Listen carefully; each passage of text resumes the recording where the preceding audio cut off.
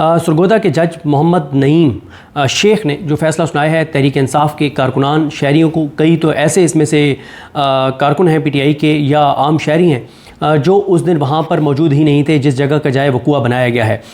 इस हवाले से मेरी बात हुई है शफ़कत आवान साहब जो पीटीआई के एमएनए भी हैं, वकील भी हैं और इस ट्रायल को कंडक्ट कर रहे थे। उनके साथ जो दीगर वकला थे उनके भी मैं नाम आगे चल के आपको बताता हूँ एंड में कौन कौन। साजिद महबूब आवान साहब थे और तीसरे जो हैं वो एक मुलजिम के वकील जवाद धून साहब थे। तो उन्होंने मेरी उनसे बात हुई है, उन्होंने जो खौफनाक इंकशाफात किए हैं वो मैं आपके सामने रखता हूँ। पहले मैं आपको एक चीज़ अर्ज़ कर दूँ कि जो सरगोदा में टोटल 6 ट्रायल थे, टोटल 6 केसेस थे, क्योंकि मियाँ वाली के ट्रायल भी सरगोदा में हो रहे हैं। एटीसी अदालत जो है इस्ताद दहशतगर्दी की अदालत सरगोदा में है। टोटल 6 उनके पास ट्रायल थे। जो असल 2 केसेस थे, जो सबसे खौफनाक और ख़तरनाक 2 केसेस थे, वो थे जो हैं वो 355 और 348। ये थाना सिटी के 2 केसेस हैं, थाना सिटी मियाँ वाली के। और ये कौन से केस थे? एक में इल्ज़ाम यह था कि पीटीआई के कारकुनान ने इमरान खान के हुक्म पर, इमरान खान की साजिश पर पीएएफ बेस जो है मियाँ वाली में उसको जला दिया है, वहाँ एक जहाज़ था उसको जला दिया है। और दूसरा ये था कि आईएसआई के दफ्तर के ऊपर हमला किया गया और तोड़ फोड़ की गई है और आईएसआई के जो वहाँ पे एहलकार मौजूद थे उनको ज़ख्मी किया गया है।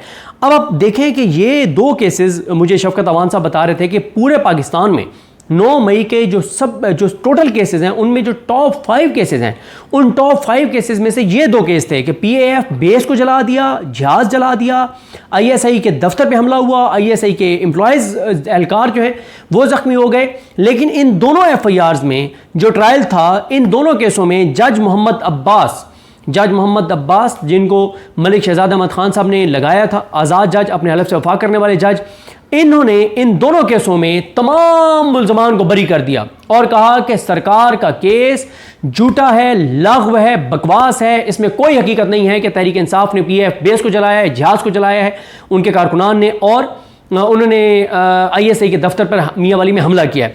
अच्छा, इसमें हुआ ये कि जो लोग वहाँ पे कुछ लोग एब्सकॉन्डर हो गए थे, इश्तिहारी हो गए थे, जो ट्रायल का हिस्सा नहीं बने थे, वो ज़ाहिर इश्तिहारी थे, उनके यहाँ तक फैसला नहीं आया था जज मोहम्मद अब्बास साहब की जानिब से।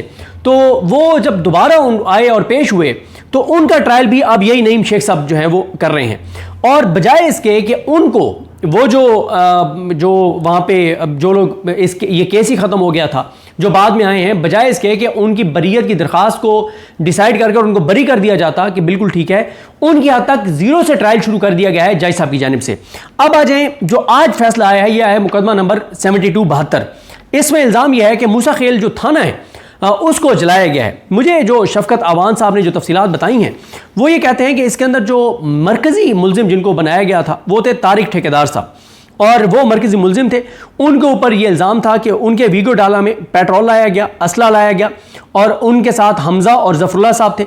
ये इन्होंने लोगों को मुश्तइल किया और ये 3 जो है वो अहम किरदार मेन केस में बनाए गए थे। इस केस में शफ़कत आवान साहब कहते हैं कि क्योंकि तारिक ठेकेदार साहब ने पीटीआई छोड़ दी तो उनको पुलिस ने बेगुनाह डिक्लेयर कर दिया।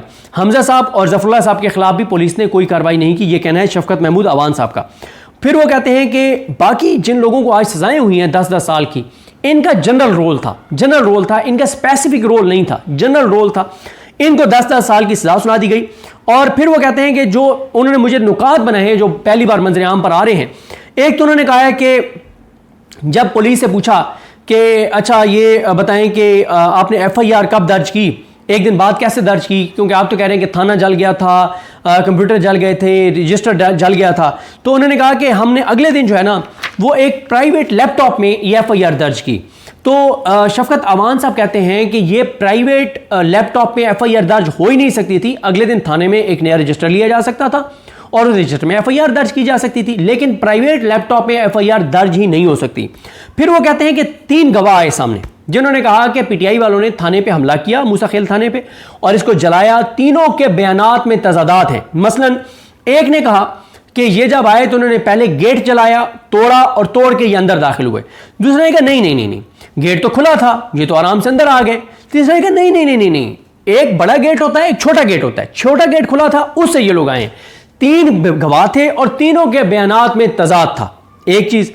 उसके बाद वो कहते हैं कि जनाब, वो कहते हैं एक गवाह ने कहा कि जब पीटीआई वाले थाने पे हमलावर होने के लिए आए रात 11 बजे, तो इन्होंने क्या किया कि पहले इन्होंने आके बाहर मीटर की तार काटी और बिजली चली गई। उन्होंने कहा अगर बिजली चली गई थी तो आपने कैसे इन लोगों की निशानदेही की कि ये 150 लोग जो अंदर दाखिल हुए हैं ये फलां फलां फलां फलां लोग हैं, आपने कैसे उनको पहचाना कि ये 150 लोग हैं और फलां फलां हैं जो इस वक्त हमलावर हैं?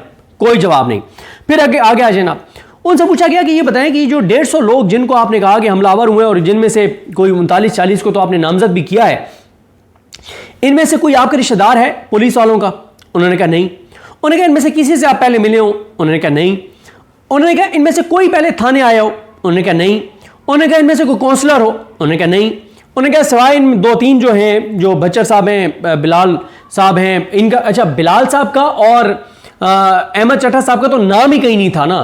तो उन्होंने कहा इनमें से कोई MNA MP है? उन्होंने कहा नहीं। उन्होंने कहा कि जो आपने 36 से 40 लोगों को नामजद किया, टोटल 150 लोगों को आपने जो कहा, आपने इनको आइडेंटिफाई कैसे किया? कि अंधेरा था, कुछ बंदे आए, उन्होंने थाने पे आप हमला कर दिया, ना आपके पास CCTV फुटेज है, ना आप उनको पहले से जानते थे, आपने कैसे डिटरमिन किया कि ये बंदे थे, ये एक का ये नाम था, दूसरे का ये नाम था, तीसरे का ये नाम था, ये 150 लोग थे, आपने उनको आइडेंटिफाई कैसे किया? कोई जवाब नहीं था। कोई दरमियान में बंदा था जिसने आपको बताया, वो बंदा आप रिकॉर्ड पे क्यों नहीं लेके आए? कोई CCTV फुटेज थी, वो रिकॉर्ड पे क्यों नहीं लेके आए? आपने पहचाना कैसे इन लोगों को? क्योंकि वो तो अंधेरे में आए, हमला करके और थाना जला के चले गए, आपने पहचाना कैसे? कोई इसका जवाब नहीं था। इसका वाज़े मतलब यह है, वही हुआ है जो मुझे खुद एक नून लीग के MP ने बताया कि जब 9 मई हुआ हमें DPO ने बुलाया और बुला के कहा कि नाम दो PTI के कौन कौन से एक्टिव लोग हैं जिनको 9 मई में डालना है। उसके बाद कई लोगों का आपने सुना कि उनको थाने वाले बुला कहते थे कि हमारी बात मानो वरना हम तुम्हें 9 मई में डाल देंगे। सुप्रीम कोर्ट के एक जज साहब के आपने रिमार्क सुने थे कि ऐसे तो आप कल को मेरे नाम भी 9 मई में डाल देंगे। अच्छा, उसके बाद जनाब SDO बिल्डिंग जो है वो आए, उनसे पूछा गया कि आपने जो इसका एक डिटरमिन किया कि इतने पैसे इसके ऊपर खर्च होंगे, तो आपने किस बुनियाद पे किया? और टोटल जो उन्होंने डिटरमिन किया उसकी रेनोवेशन पे थाने की, वो 1.5 लाख रुपया। और उसमें उनसे पूछा गया कि आपने क्या क्या किया कि इसमें कि ये रेनोवेशन में ये चीज़ें होंगी। उन्होंने एक तो मैंने कहा कि वाइट वॉश करवा लें, दूसरा मैंने कहा कि कर्टन नए लगवा लें, तीसरा मैंने कहा कि पेंट खराब हो गया वो दोबारा करवा लें, और एक कमरे में ब्लैकनिंग थी उसको ख़त्म करवा लें। उनसे ही कहा गया कि ये आपने तो इस तरह का नक्शा पेश किया है कि ये तो आम हालात में भी किसी थाने की रेनोवेशन पे यही चीज़ें होती हैं। तो ये तो कह रहे हैं कि थाना पूरा जल गया था। SDO बिल्डिंग ने इस बात की गवाही नहीं दी कि पूरा थाना जल गया था, कंप्यूटर जल गए थे और करोड़ों का नुकसान हो गया था। यानी जो वहां पे जाके और साइट को विजिट करने वाले थे, उन्होंने कुछ ऐसा नहीं देखा जो FIR में कहा गया कि थाना सारा जला दिया गया था और ये सारी चीज़ें हो गई थी। ये है जनाब चीज़ें। अब मतलब ये उन्होंने मुझे शफकत अवान साहब ने बताया है, और उनका जैसे एक ऑडियो वीडियो पैगाम भी आपने सुना कि बिलाल साहब और अहमद चट्टा साहब जो हैं, बिलाल इजाज साहब और अहमद चट्टा साहब जो हैं, इनकी हद तक तो दलाइल ही नहीं हुए क्योंकि इनका तो नाम ही कहीं नहीं था, और जब फैसला आया तो उनका नाम मौजूद था। यानी जज साहब को खुद नहीं पता था कि फैसले में उनका नाम होगा या नहीं होगा। जज साहब बेचारे इतने लाइल्म थे कि वो कह रहे थे इनका तो कोई नाम ही नहीं है, इनके हद तक तो आप दलाइल, इनको तो आप आर्गू ही ना करें ना, ये तो है ही नहीं इस केस में। और जब फैसला आया तो उनका नाम शामिल है उसमें सजा में। अच्छा, इसमें जनाब ये लाहौर से भी फैसला आने वाला है, कुछ देर में आ जाएगा। मतिउल्लाह जान साहब को मैं आपको बता देता हूँ, उन्होंने कहा है कि ये बाटा रेट 10 साल कैद की सजा है। हमारी ट्रायल कोर्ट्स इस्टेब्लिशमेंट के दबाव में है, इनसे अच्छी तो फौजी अदालतें निकली जिन्होंने सजाएं तो मुख्तलिफ थी।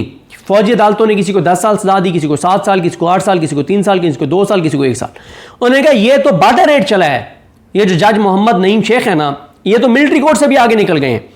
और उन्होंने कहा मतिउल्लाह जान साहब ने कि मुझे लगता है कि यहाँ शाहजी से ज़्यादा शाहजी के वफादार लोग जो हैं वो मौजूद थे। इसके अलावा जनाब आज अच्छा, मैं पहले इसी से जुड़ी हुई चीज़ें आपको बता दूँ।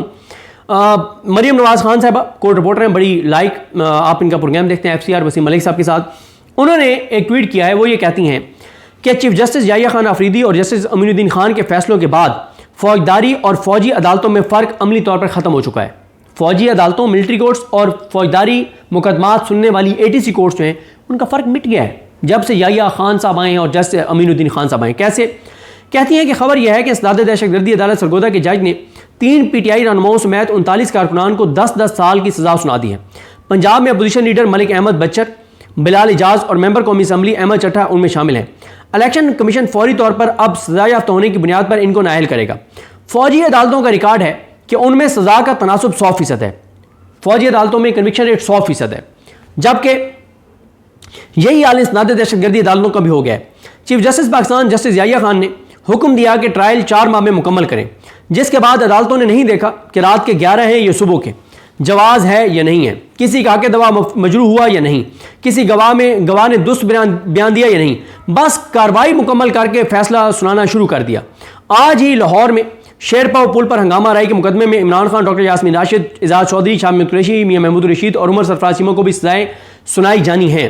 जस्टिस अमीरुद्दीन खान ने सिविलियंस का फौजी अदालतों में 9 मई मुकदमात में ट्रायल और सजाएं दुरुस्त करार दी, तो इंसदाद दहशतगर्दी की अदालतों ने भी साबित कर दिया कि हम उन्हीं की तरह एक ही सजा सबको दे सकते हैं। अच्छा, पीटीआई के इस पर जो आज जो सजाएं हुई हैं उस पर पीटीआई के जो रद्द-ए-अमल आए हैं वो कहते हैं कि पीटीआई जो है वो लीडर ऑफ द अपोजिशन और हमारे जो मेंबरान असम्बली हैं उन समेत दर्जनों पुरअमन कारकुनान को 10-10 साल की सज़ा को इंसाफ के चेहरे पर एक और धब्बा और पाकिस्तान की अदालती तारीख का एक और स्याह तरीन दिन करार देते हैं। यह फैसला न सिर्फ इंसाफ के तमाम असूलों की खुली तौहीन है, बल्कि एक मुंतखब जमहूरी जमात को ताकत के जोर पर कुचलने की खुली कोशिश है। सरगोदा की अदालत ने जिस अंदाज से सियासी रहनुमाओं और कारकुनान को दहशतगर्द करार देकर दहाइयों की सजाएं सुनाई, वो जाहिर करता है कि पाकिस्तान में अदालतें अब इंसाफ का नहीं बल्कि एस्टेब्लिशमेंट की आला कार बन चुकी हैं। तहरीक इंसाफ वाज़े करती है कि ये तमाम अफराद पुरअमन जमहूरी और कानून की पासदारी करने वाले पाकिस्तानी हैं। इन पर दहशतगर्दी के इल्ज़ामात लगाकर सजा देना आइन और इंसाफ दोनों का मजाक उड़ाने के मुतरादिफ है। ये कैसा इंसाफ है कि एक ही शख्स को एक ही दिन में मुख्तलिफ शहरों में दर्जनों मुकदमात में नामजद किया जाता है। क्या ये अकल मानती है कि एक इंसान बैक वक्त 8 मुकदमात पर मौजूद हो सकता 8 मकामात पर मौजूद हो सकता है? यही वो जाली FIRs का जाल है जिसकी बुनियाद पर सजाएं सुनाई जा रही हैं। हम एक हुकूमती वजीर के बयान की शदीद मज़म्मत करते हैं, जिसने TV पर आकर डटाई से कहा कि यह फैसला मुकम्मल मेरिट पर है। हुकूमत और इनके दरबारियों को शर्म आनी चाहिए कि वो खुले आम जुल्म की हमायत कर रहे हैं। ऐसा लगता है कि जैसे नून लीग, पीपल्स पार्टी और दीगर जमातों के जराइम मेरिट से बालातर हैं, जबकि तहरीक इंसाफ का जमहूरी एहतजाज दहशतगर्दी बन जाता है। यह फैसला जाहिर करता है कि अदालतें अब इंसाफ देने की अहलियत खो चुकी हैं। इंसाफ अब सिर्फ ताकतवर तबके के लिए है, जबकि अदालतों को अवाम और तहरीक इंसाफ को दबाने, रुसवा करने और ख़त्म करने का जरिया बनाया जा रहा है। तहरीक इंसाफ ये वाज़े करती है कि हम इस अदालती नस्ल कुशी को मुस्तरद करते हैं और हर फोरम पर इन नाम निहाद फैसलों के खिलाफ भरपूर कानूनी, अवामी और सियासी जंग लड़ेंगे। ये फैसले ना हमें झुका सकते हैं ना ख़त्म कर सकते हैं। ये पीटीआई की जानिब से जो है वो जारी किया गया है। तो ये है जनाब इस वक्त सूरत हाल। कोट लखपत जेल में जो फैसला आना है वो फैसला जो है वो इस वक्त लिखवाया जा रहा है, लिखा जा रहा है या उसका इंतज़ार किया जा रहा है। तो ये है जनाब सूरत हाल जो हमें बताई है शफकत अवान साहब ने, जो MNA भी हैं और PTI के वकील भी है। तो लाहौर का जब फैसला आता है तो उस पर बात करते हैं। मुझे अपनी दुआ में याद रखें। अलग हम सबका हामी नसरो। अल्लाह हाफ़िज़।